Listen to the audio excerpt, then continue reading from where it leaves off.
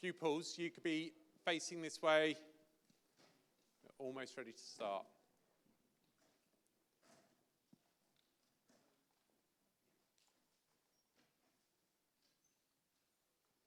Yeah. Good morning and welcome to all our visitors and guests to Mary Hare. I've just been asked to say on behalf of Peter Gale, the principal, a few words to welcome everyone. So at Mary Hare, we often talk about setting our sights high and encouraging you to be ambitious and determined.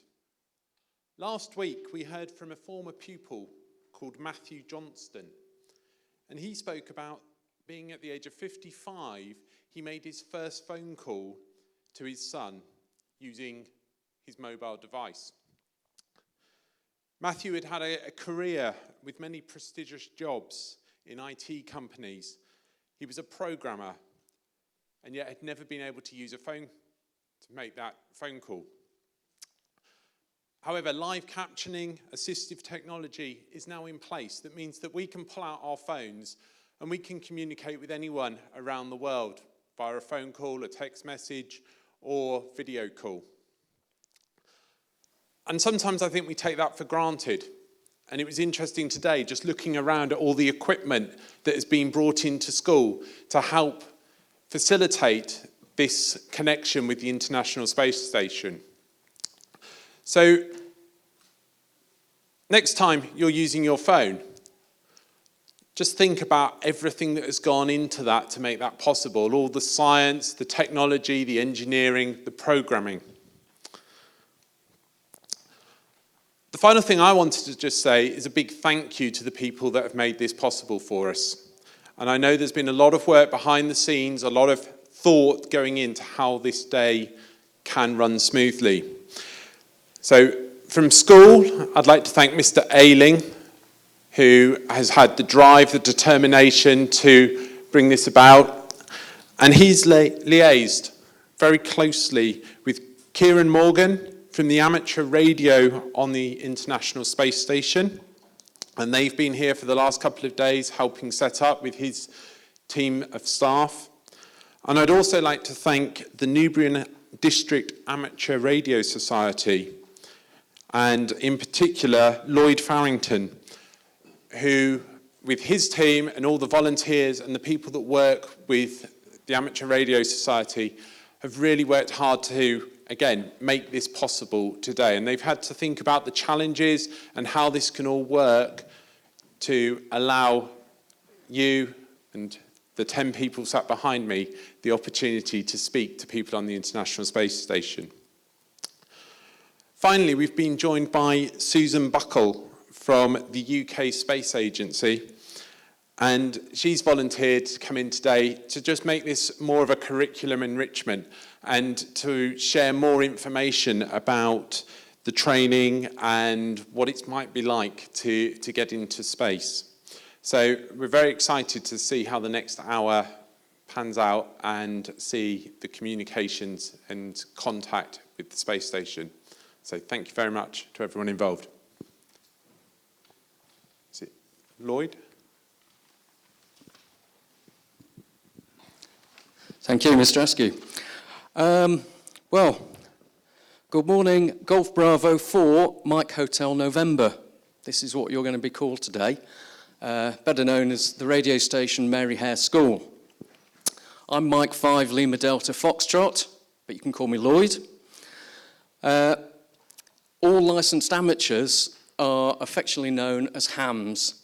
I'm from the Newbury District Radio Amateur Society, which is NADARS, and we're here to give you this experience of being able to speak to the International Space Station today. This lunchtime, you are going to be writing history. It's the first time ever that a school for hearing impaired children have ever spoken to an astronaut on board the space station.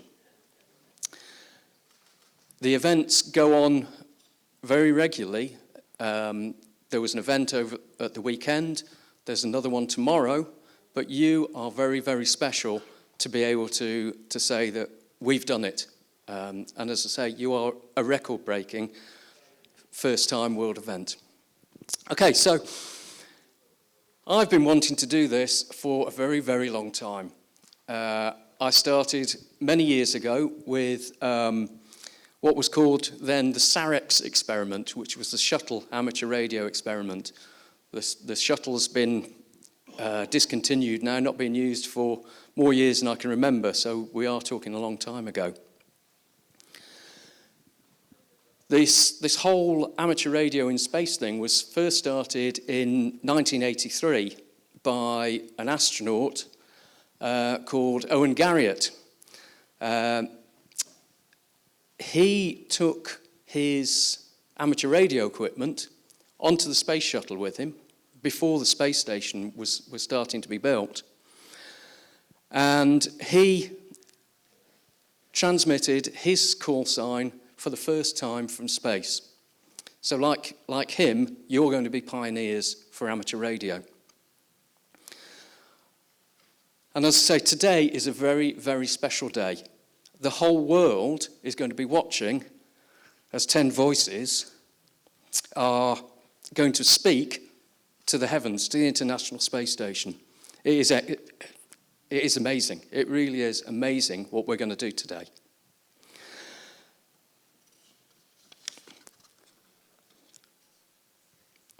Okay, so the International Space Station is about 400 kilometres above us, or it will be when it comes over. I believe your school motto is set your sights high, aim high. Well, I think at 408 kilometres above us, we're aiming quite high today. It's going to be travelling at 17,000 kilometres an hour. And again, that's going to be pretty quick. If you think of that in meters per second, it would go from that door to that door in about 3 seconds. So this is how fast it's travelling. Now, I'm sure you've noticed that I've been mentioning particular words. Golf Bravo 4, Mike Hotel November. Forgotten already. Now, what does this mean? This is an amateur radio call sign. It allows amateur radio enthusiasts to be able to speak to other radio enthusiasts, and they know who they are. Every call sign is a specific call sign for that person. So your call sign today is going to be GB4MHN. So Mary Hare, Newbury. And that's what we're going to be calling. So when I press the red button and start speaking, I'll be calling NA1SS. This is GB4MHN. But we'll get there in a minute. Okay, so anybody who presses this magic button has to be a fully licensed radio amateur. And although I've been interested in radio for many, many years, since I was your age, it was only in the more recent years that I've decided that I needed to take my license so I could come here today and press that button. Now, the club, the Newbury and District Radio Amateurs, do training courses, and we have one in November for new people coming into the hobby. And you might think, oh, well, I'm young, it's not for me. We had a young gentleman, Isaac, he was 10 years old when he did his first exam, and he took his second exam just before he was 11 years old. So age has got nothing to do with it. So he's now working towards his final exam, which would allow him to come and press that red button. So what does it mean? What does it say? What does it mean to become a radio amateur? It means you can send messages, you can talk or send messages all around the world. And we're going to send a message into space for the space station to speak and to come back to us. But talking isn't necessarily the prime thing. My daughter, who's nearly 17 now, when she was small, she was about 14, I was saying to her, oh, I've just spoken to someone on the other side of the world. And she picks up her phone and says, well, I can do that on my phone. I said, well, yes, you can, but who do you know on the other side of the world? She says, I don't know anybody. I said, well, that's fine. So I picked up my microphone and I called CQ, this is Mike 5 Lima Delta Foxtrot calling CQ satellite. Within seconds, I got a reply, Mike 5 Lima Delta Foxtrot, this is Victor Echo 4, I can't remember what his call sign was, something. And I had a reply from Canada. And basically what I'd done, I'd lifted an aerial into space and bounced off a satellite in space that then sent a message to the other side of the world. And someone in Canada was listening. He picked up his microphone and replied. So just by a simple talk of a few words, I was able to speak to someone on the other side of the world. His call sign, Victor Echo, told me he was in Canada. So all the call signs, GB, obviously Great Britain, G is a British one, and M is a British one, and we also have two E0s. So there are specific call signs for all around the world. So we had our little QSO, as we call it, our contact, our talk. He said, I'm receiving you 5 and 9. Well, 5 and 9 means that's perfect. Really clear signal. And we give numbers for how well the signal sounds. And I said, I'm receiving you 5 and 9. And then we finished the contact by saying, great QSO, thank you, 7 and 3. And we have our own little code. So amateur radios use a code. It's like you sending text messages and you'll use LOL and different things like that. So we have our own code in amateur radio. 7 and 3 means best wishes. And you'll be hearing me say 7 and 3 today to Mark. He's not up there at the moment. To Mark when we're doing the link. So when we're closing it, I'll be sending 7 and 3 to Mark. Now, I know I've been talking about, probably been talking too much, but I've been talking about speaking to people. But we don't need to speak to people on amateur radio. Out in the foyer there, we've got a small stand that we've got different types of amateur radio set up there. One of them is a thing called slow scan TV, which is my favourite. And with that, I can send an image anywhere around the world that someone can then download and see and send an image back to me. And we'll have little messages on there. Hello, how are you? This is what I do. This is where I live. So we don't need to speak. We can send images.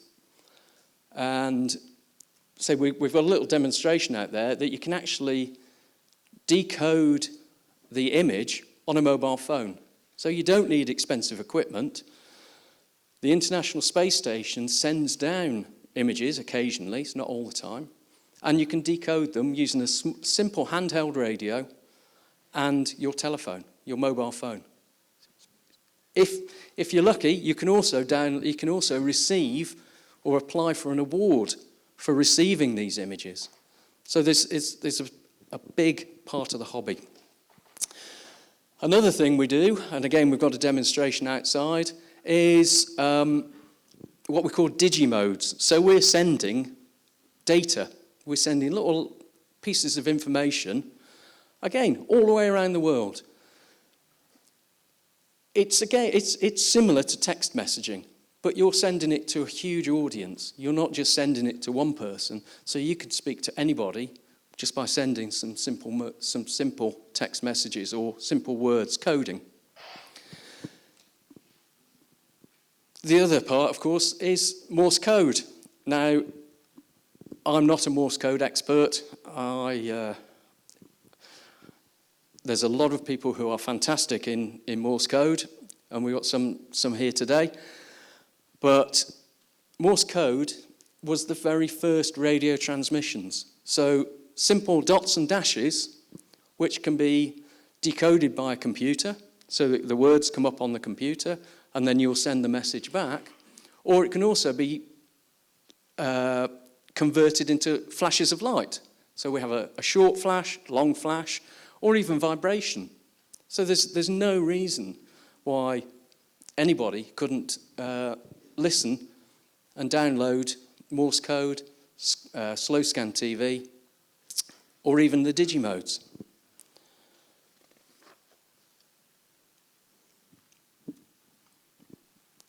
Right, I think I'll wrap up now because we're getting close to the time. If anybody wants to know more about amateur radio, visit our stand outside or speak to me or any of the members with the NADARS badges on, and we'll be happy to explain anything to you. Okay, so that's me. This is Mike Lima Delta Foxtrot, Great QSO with Golf Bravo 4, Mike Hotel November, 7 and 3, over and out.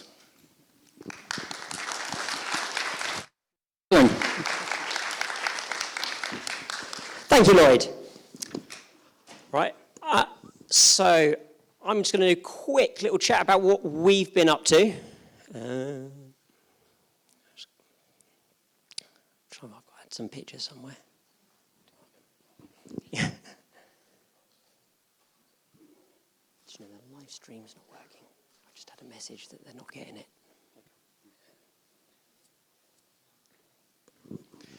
Yeah, cheers. So I'm just here to talk a little bit about what we've been doing in preparation for this.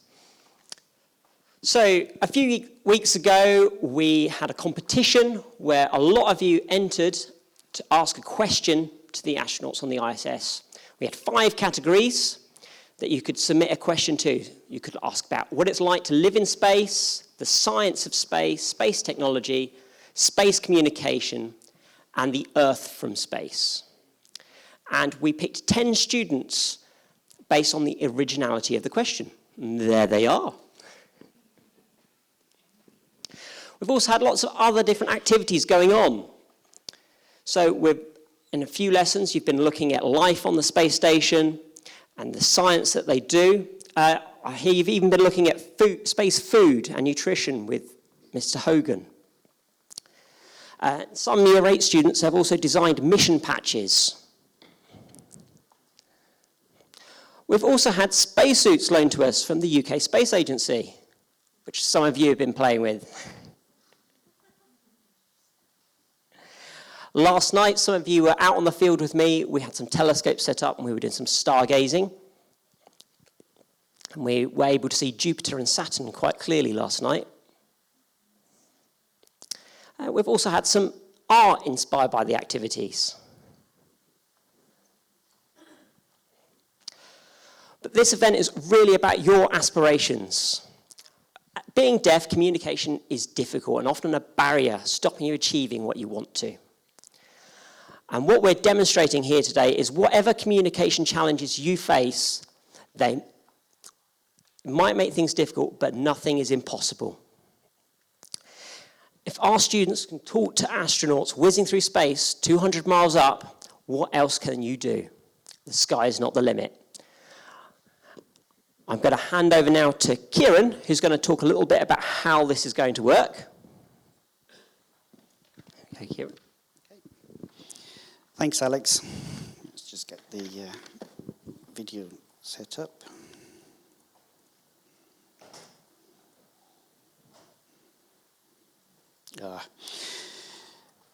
Anyway,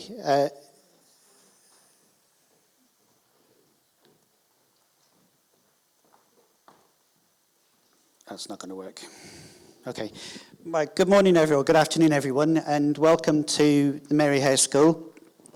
My name is Kieran. I'm the operations lead for ARISS in the UK. And what we specialise in is doing some special educational outreach activities that link the schools around the world with the astronauts of the International Space Station so that they can ask questions as the space station is flying overhead.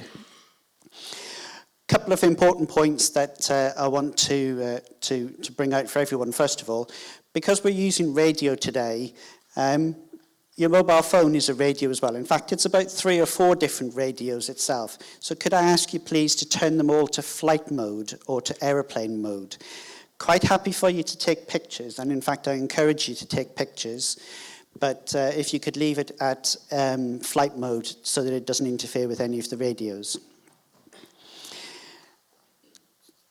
So how does radio interfere or interact with us on every day?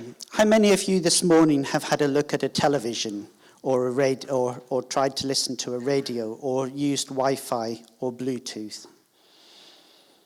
Yeah, quite a few of you. They all use radio as the base technology, and it's the same technology that we're using here today for our own equipment. You've seen the big antenna that's been outside and is in position itself, ready to point at the space station as it comes over the horizon. That gets linked to our radios, which are sitting on these desks, which are being manned by myself, Chris, and Dave today. And we're tracking, you can see a couple of things. We're tracking the space station at the moment. Let's see if we can get a picture for you of the space station.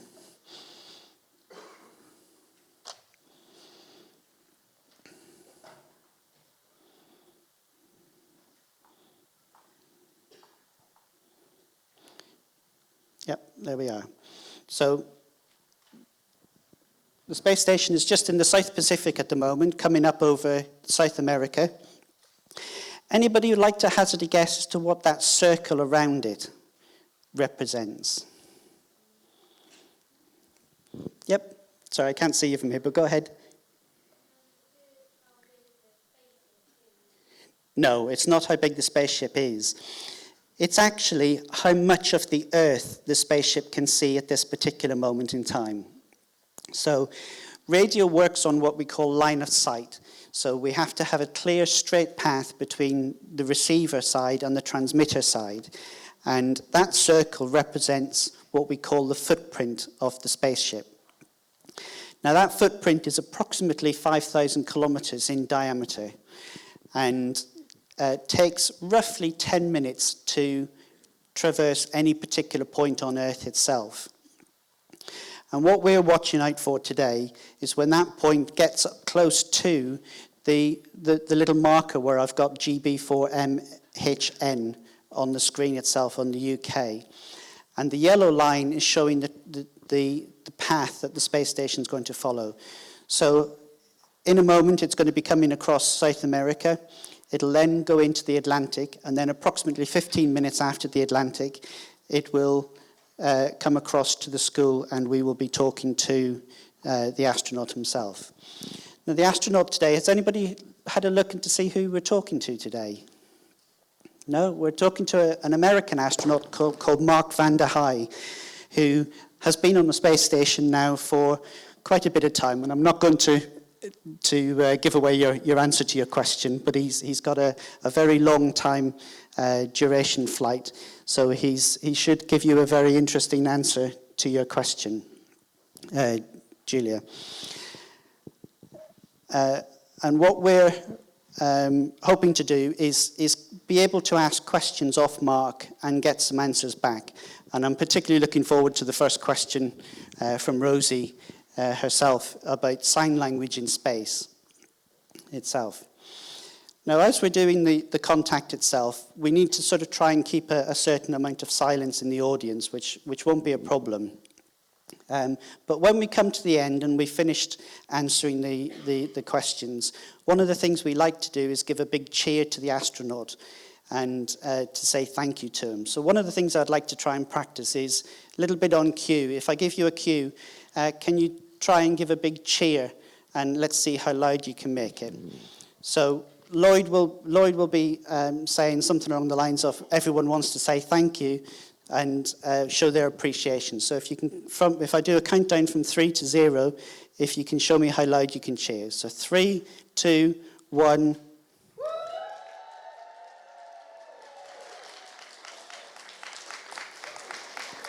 Okay, I think we need to do a little bit better than that. So feel free to stamp your feet, clap your hands, shout as much as you can.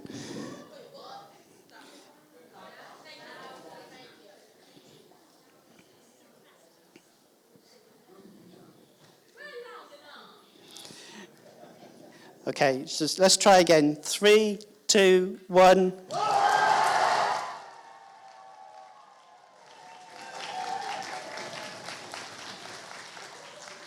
Perfect.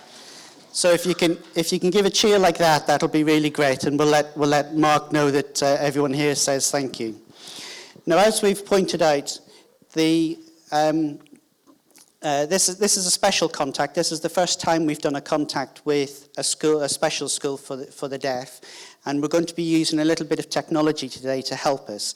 So as the questions are being asked of Mark and the answers are coming back, we'll have some text coming up on the screen that you'll see to be able to display and to read the text itself. And hopefully that'll help you along the way as well. I think that's all I want to do. So I'm going to hand over now to Susan from the UK Space Agency, and she's going to give a little talk, and I'll be back again very shortly to kick things off. So Thank you. Hello, good morning. So yes, I'm Susan Buckle from the UK Space Agency, and I'm hopefully going to be talking to some of you this afternoon in a bit more detail about the International Space Station, about the astronauts, and about some of the training that the astronauts have to do. But we don't have much time before the contact now, so I'm just going to very briefly actually talk about me and what I do now. So I'm the Space Careers Lead, so I've got loads of careers leaflets to give to you if you're at all interested, especially after today, to have a career in the space sector. It is not just astronauts. There are lots and lots of different jobs like mine and these guys here that you can do that is not about going into space, although if that's your dream, it might be possible too. But previous to being in the UK Space Agency, I worked at the European Space Agency at the European Astronaut Centre in Cologne in Germany. And I was one of the astronaut instructors there. So I used to teach something called human behaviour and performance. So do you do psychology? Any of you? Yeah, psychology. So basically, I did psychology at university. I actually then became a teacher, but I was always really interested in flying. So I got my pilot's license when I was 17, and then went on and did my master's after spending some time teaching psychology A-level. Got my master's at Cranfield University in human factors in aeronautics. And whilst I was at Cranfield, there was a job for the European Space Agency to go over to Cologne, as I said, to teach the astronauts and the ground control crew. So you might have heard of mission control. So to teach them and the other instructors of the astronauts, as I said, about human behaviour and performance, which is things like good teamwork, good leadership, good communication, which we'll find out today how good that is. But all those kind of, the psychology, the soft skills are just as important as all the technical skills that the astronauts need to learn. And there is a lot of technical skills. But if they can't work together well in a team, if they can't communicate with each other, if they can't lead their team and also follow the instructions of their team members, then they're not going to work very well together on the space station. So what I was teaching was, as I said, something quite different that you might not think as a career in the space sector, but as I said, if I get a chance to speak to you after the contact this afternoon, we can have a chat about some of the many, many careers down on Earth that are possible if you want to work in the space sector. So that's when I first met Tim back in, I sound old now, 10 years ago, 2011. I met Tim and the other European astronauts in Cologne in Germany.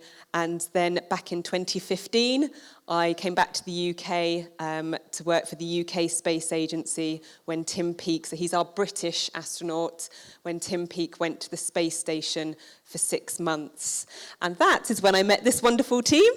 And we had 10 calls in 6 months, 10 radio contacts with Tim when he was on the space station. So we can also talk to them about some of their careers. But I do also have with me a wonderful colleague who's I'm going to make stand up and turn around to see you. So Lauren Taylor will be coming round with me. She is our space science program manager, and she's also had a previous job doing engineering. So if any of you are interested in engineering or chemistry, have a chat with her too, please. She'll be with me all day. Now I'm not supposed to show you that slide anymore because that's one of the questions. You've seen the picture. That was Mark Vande Hei that you're going to speak to today. So I won't show you what I had written up there because I know it's one of the questions about how long he's in space, which will come up later. But I have some questions for you now, if we have some time. You've heard a lot about the astronauts and the International Space Station. And obviously that's who we're going to be contacting. I don't know how much you've already learnt about the space station, whether you'll be able to answer my questions. And the first one is, how far away is the International Space Station? Now, I've done everything in kilometres, and you've heard a lot about miles, so I hope that's okay. But maybe you could raise your hand when you think you've got the right answer. So do we think the International Space Station is 100 kilometres away? See, I gave it away. 400 kilometres away. 1,000 kilometres away. So you have all learned everything, yes. So it's 400 kilometres away, which actually isn't that far. Now, my geography is awful, but I'd say somewhere up north, whereabouts? It's about 4, yeah, sorry? Yeah, sort of Edinburgh is about 400 kilometres away from where we are now. So actually, obviously it's straight up into space, but not that far at all. So that's why we can have this radio contact with them. What speed does it travel at? So in kilometres, is it 1,000 kilometres per hour? Is it 20,000 kilometres per hour? Or 28,000 kilometres per hour? Fantastic. Great. See, you've done your homework. I'll go home. And then lastly, how long does the ISS take to orbit once around the Earth? Does it take 5 minutes? Does it take 10 days? Or does it take 90 minutes? Fantastic. Great. Yes, it takes 90 minutes. So quite quick. And you saw already Kieran's diagram of the ISS going, doing its orbit around the world, and soon it will be coming close to where we are now. Fantastic. So I'm now going to introduce Chris Bridges. So Chris is another of the ARISS team members. He also has another... Oh, yeah. We're working. He also has his day job. So I have to say also, the ARISS team were introduced as Kieran and his staff. They're actually a team of volunteers here today. So they all have other jobs as well. And Chris, would you just like to introduce yourself and what you do in your normal world? Because this is quite a special day for all of us to be here. Unfortunately, this doesn't happen every day for us. So you're really, it's going to be a really good day for all of us. Yeah, thanks, Susie. So, my name is Chris Bridges. Nice to meet you all. And I'm a university lecturer, so I usually teach people when they're a bit older and they're studying engineering at university. I also then run our labs as well. So we actually have our ground station as well, clean rooms, big vacuum chambers to test all of our equipment. So what I kind of do is not just teaching, but also building equipment and small satellites as well that then go into space too. Okay. So we've got some questions for you. Okay. Yeah. Some of these have already been answered about why we can't talk to the astronaut on the phone, but could you just explain again, why don't we just call him? So we can, if we wanted to. I mean, ESA and NASA, they have got phones actually on the ISS. But the reason why we're doing this today via this method is, of course, we do this because it's personal. We're literally sending the signal directly from here straight up into space so that then we can actually get then our contact then with an astronaut. So that's kind of really special and it's really important. But from perhaps hopefully your point of view, you might then see all the things that go on inside then how this works. So the equipment that we've got over here is first thing a radio. So you've seen many of us sort of wandering around, pushing buttons and talking on these sort of things. And really all this is it allows us to then transmit a signal out of this antenna. And now the antenna on this one, very small, so it's not going to really get to space, but the ones outside are very big. So we'll be able to then use that to then get to space. Fantastic. And I've just put a picture up there of a NASA astronaut, Sunita Williams, just so you can see. So she's obviously, you can tell by her hair, always a good sign. So she is on the International Space Station. So this will be like Mark up there with the radio equipment that they'll use on the space station. So that kind of comes on to my next question, which is why we only have 10 minutes to talk to Mark. Sure. So kind of as we've already figured out, 28,000 kilometers per hour.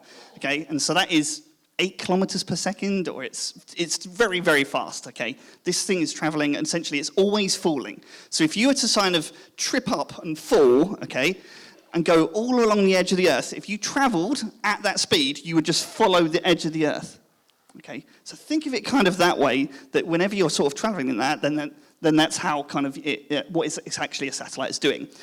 And the closer that you are to Earth, obviously the bigger the gravity. So we have to travel faster to kind of maintain our orbit. And the further away that we go, the slower that we have to travel. So things that are very far away from us, things like other planets, the moon, for instance, the moon is our satellite around our planet, that can actually travel quite slowly with respect to us, and it's always falling.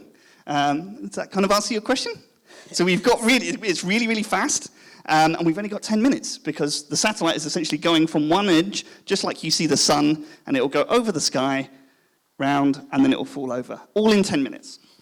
Yeah, so that's that picture that Kieran put up with the moving image of the ISS and that big circle round that he said that's the kind of direct line of sight. When that circle kind of touches where where that circle touches where we are, like the UK, and where we are here in Newbury, and then from that kind of edge of the circle all the way over to the kind of opposite edge of the circle, I could probably put it up, and that's the kind of the whole time that we have, and that's 10 minutes to talk to him. Which is exactly the amount of time that we have before our actual pass is happening. Yes, okay. 10 minutes. Yeah, do tell me when you need me to get off. So the one question I didn't ask the audience was how big the ISS is. Anyone have a guess? Is the ISS bigger than this stage? Anyone think it's bigger than this stage? Yeah, we all think it's bigger than this stage. Do we think it's bigger than the school? Yeah? No? Who thinks no? Okay. Who thinks yes? I'm afraid it is smaller. It's about the size of a tennis court. Okay? So a tennis court size is all they have to live in at the moment. And at the moment, there's actually one of the highest numbers of astronauts that are on there, and it's essentially like living in a kind of small sets of caravans and little pods that they have to do, and they have to strap themselves into the wall when they want to go to sleep. Now, if you think about that, that's a really difficult place to kind of live. So imagine you're traveling the Earth every 90 minutes or so. So that means the sun is going up and down every 90 minutes. So, and that is about 16 times a day. So it's not like here on Earth, where the sun comes up once, and then it goes down once. 16 times a day that it goes round. And so they get very disoriented with kind of how it works in something called our circadian rhythm, which Susie will know all about. Yeah, so they do, obviously that would be very confusing if they were trying to, use the sunlight to determine when to work and go to sleep. So they actually just operate on normal time, which is actually Greenwich Mean Time, which is very convenient for us. It was a nice compromise because, so it's the it sounds like you know all about it, but the International Space Station is an international effort. We've got modules that are European, the ESA Columbus module. We've got, obviously most of it, a lot of it is NASA modules, Russian modules. There's also Canadian parts, like one of the robotic arms on the outside is Canadian, Japanese. So it really is an international effort, which means that on the ground, the mission control, the ground crew, they all need to talk to their astronauts or talk to parts of the station to control things up there. So they've decided to use Greenwich Mean Time, so the astronauts weren't all operating on different timelines and things like that. So they do have a very strict scheduled 24 hours in the day of when they need to go to sleep and wake up and when they need to do all the science and equipment maintenance and things like that they need to do up there. But yes, if I'm talking to you this afternoon, I've got lots of photos you can see of the inside of the space station, which is a right mess. It looks a mess. It's very organised, but very small, confined spaces. And they will literally sleep in a sleeping bag in a little pod and obviously have to block out the light. But there's not actually that many windows on the space station either, so that helps. So that's how big the ISS is, the International Space Station. What about other satellites? Because I don't know how much we follow the news. There's a lot about space debris and about all the satellites up there for our telecommunications, to observe the Earth for things like climate, all that kind of stuff. So it must range quite a bit, right? Yeah, so as we've talked about, the ISS, about the size of a tennis court, is very, very big. But the ones that I build are usually the size of around a washing machine. Lots of satellites are about the size of a car. And in fact, one of the ones that Dave's just got there, maybe Susan, did you want to grab that? Yeah. This is one called a CubeSat. And the CubeSat is the sort of ones that if you were going to go and to do space engineering or to work in space, this would be the first thing that maybe you might look at if you went to university. So lots of universities at the moment are essentially building these sort of small ones, and they are 10 by 10 by 10 centimeters. And the idea behind the CubeSat is, what can you do inside that small thing? And the reason why it's that small is essentially is that you have a price that you have to pay to send something up. And if things are very, very heavy, well, like humans or oxygen, food, anything that's really, really big, it costs more to get off of this planet. It costs more in fuel for the rocket, and essentially it costs more in money. So with the universities, the sort of things that we do is we sort of figure out what technologies can we do on this. And so that's one of the first things that we build, and we've built lots of these sort of small little ones called CubeSats. And it's perhaps when you start to do these things in the coming years, all the technology will be different. 5 minutes, Chris. 5 minutes? Great. So we're coming close now. Yeah, we can wrap up whenever, Kieran, so just let us know. But yes, okay, so what kind of things do satellites do then? So when I ask you, like, what's space about, you might think, or not you guys, because you seem to know a lot, but, you might think it's about astronauts and that's about it, or maybe going off and visiting other planets. But there's actually, as I said, hundreds, if not thousands, of satellites orbiting the Earth all the time.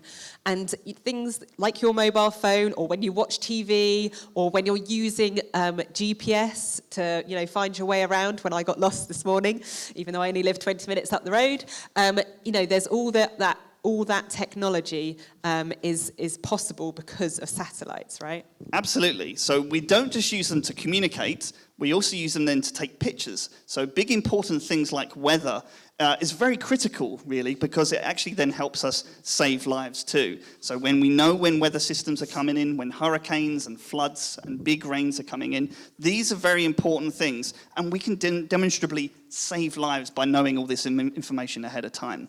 So it's not just, sky coming down, and it's not just your Earth observation, and it's not just exploring as well, but we also then have all of these other things happening as well. We're mainly taking pictures, or then we're transmitting radio signals, which is what we'll be doing today. Fantastic. And with that, I think it's time for us to wrap up and pass over to Kieran or Lloyd. Lloyd. Okay, so if you want to come and talk to me or Chris afterwards, then please do. But yeah, now for the exciting part.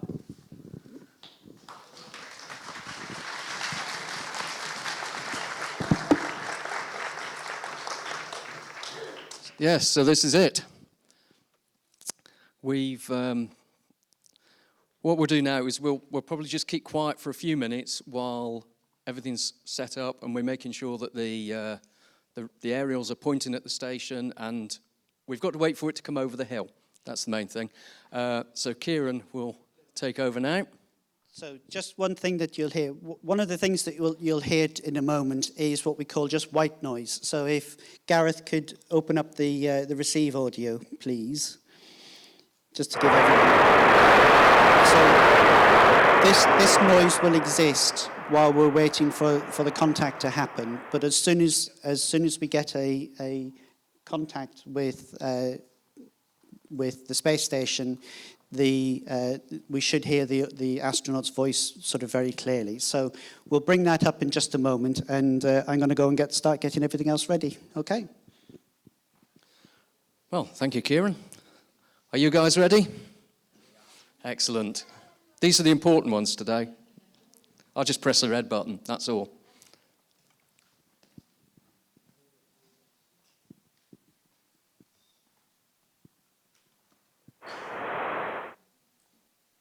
Yeah, so bring the noise up.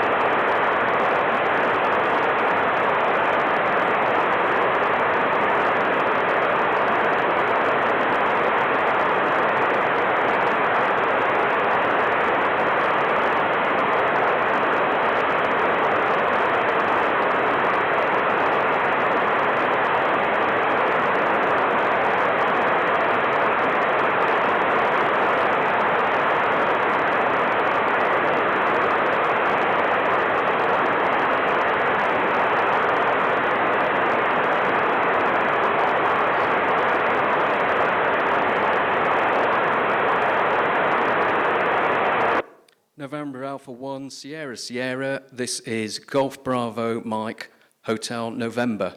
Are you receiving? Over.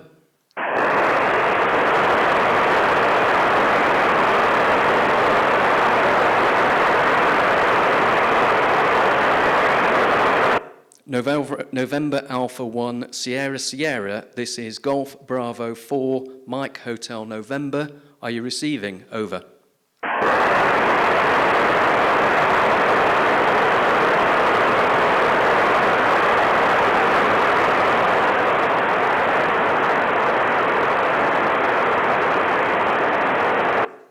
November Alpha 1, Sierra Sierra, this is Golf Bravo 4, Mike Hotel November. Are you receiving? Over.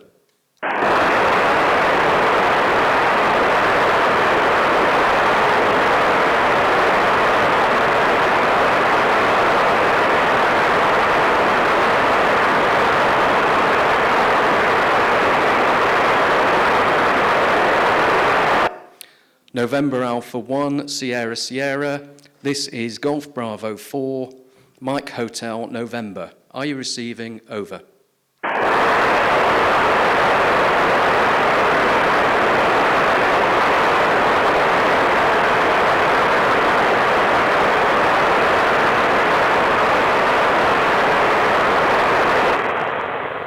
November Alpha 1, Sierra Sierra, this is Golf Bravo 4, Mike Hotel November. Are you receiving? Over.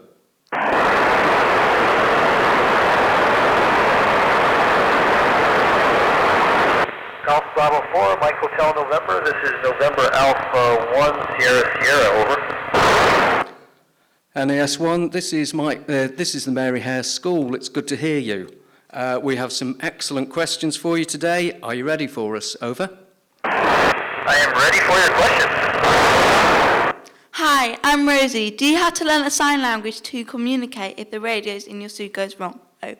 Yes, we do use the simple sign language. For example, we have a way to communicate that we're in trouble or that we're okay. Even things a little more complex like change your frequency to a higher frequency or a lower frequency. Or we're running out of air. Over. Hi, I'm Jacob, and how can you tell directions in space? Over. Great question, Jacob. We actually, inside the spacecraft, get to pick or define directions, much like in a boat. So we use port, starboard, deck, overhead, forward, and aft. And we, for example, keep the keyboards oriented in those directions so the keyboards are facing the floor, the screens are up. But the interesting thing about space is that you can move on any surface like any other surface, be it overhead or deck. Over. Hi, I'm Harrison. What do the Northern Light look like from space? Over. In space, the northern lights look like a curtain or a waterfall that's very peaceful in the darkness of night. It looks kind of ghostly to me, actually, but it gives me, it's not a scary feeling, it's a very peaceful feeling. Over. Hi, I'm Holly. How can you shower in zero gravity? Over. Holly, the way we shower in zero gravity is actually by just wetting a towel with hot water, using that to wash ourselves off, and then using a different towel to dry ourselves off. Over.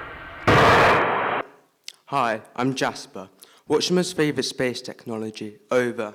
Jasper, my favorite space technology is the infrared sensor that we use on the Soyuz spacecraft to determine which way the Earth is. The spacecraft can do that itself, and then judging on which way it rolls or pitches to keep the Earth in the right direction, it can then know which way it's traveling. Over.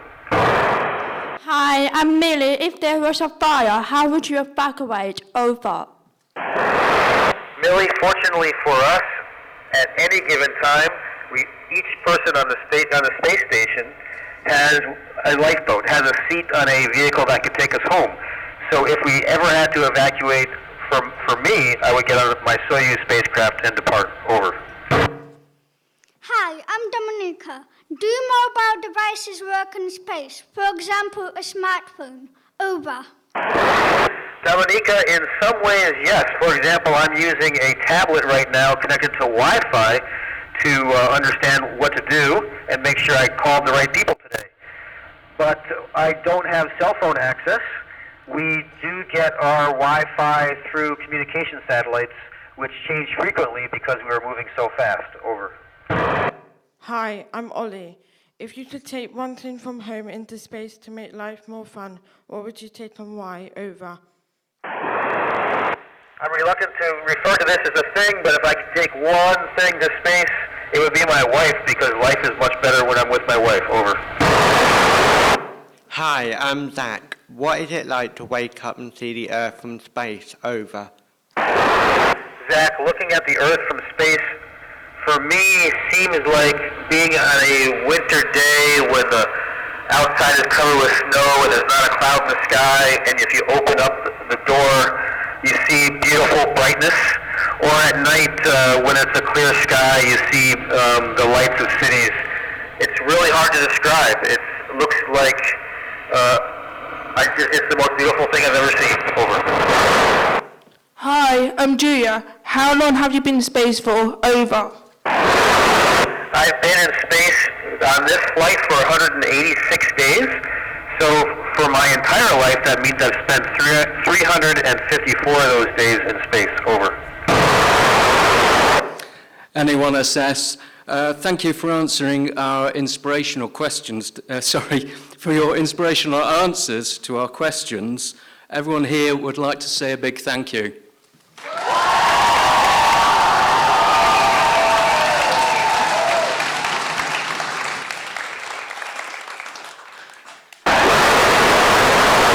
Thank you very, very much for, you just made my day. Over. November Alpha 1 Sierra Sierra. From Golf Bravo, Mike Hotel 4 November. Got that wrong. Mark, wishing you 7 and 3s. Thank you. Handing you back for a final. Over and out. Again, much appreciated. You all just made my day. Thanks for the opportunity to share this wonderful experience with you all. And thank you also for the wonderful questions. Over.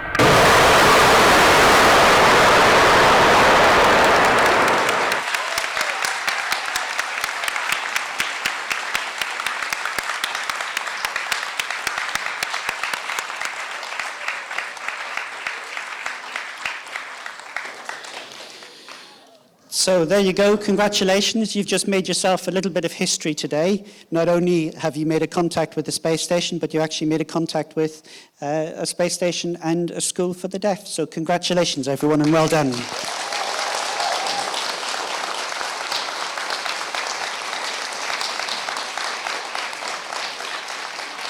So bringing this to an end now, I would like to say a big thank you to the Newbury and District Amateur Radio Society for their assistance in getting the contact sorted today. For my team on ARISS, including all of the web stream people as well, thank you very much indeed. And for Susan and Lauren at the Space Agency, thank you very much for coming along. And also to yourselves for coming along today and actually watching the contact itself.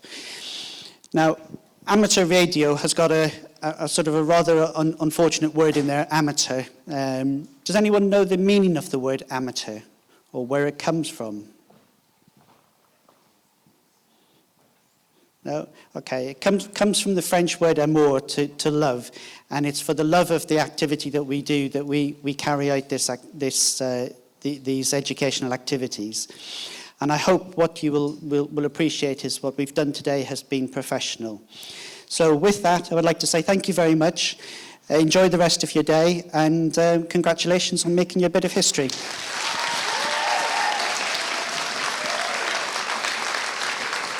Thank you.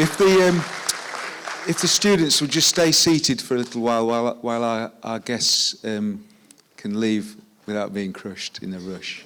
That was an amazing thing that we've just all seen. So thank you all. Yeah, so just stay in your seats, and if our guests would like to make their way out, brilliant. Okay, thank you.